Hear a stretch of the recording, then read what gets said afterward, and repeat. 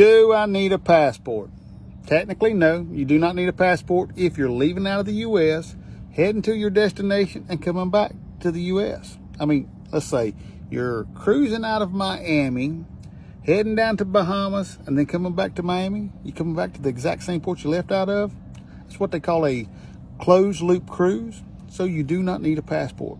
You will need a passport card or a birth certificate and a photo ID if you're over the age of 16. Now, of course, I always recommend that you get a passport because, say there's an emergency and you have to fly home. Well, you're going to need that passport to, get back home, to get on that plane and get back home. Also, there are some ports that will not allow you to go ashore if you do not have a passport.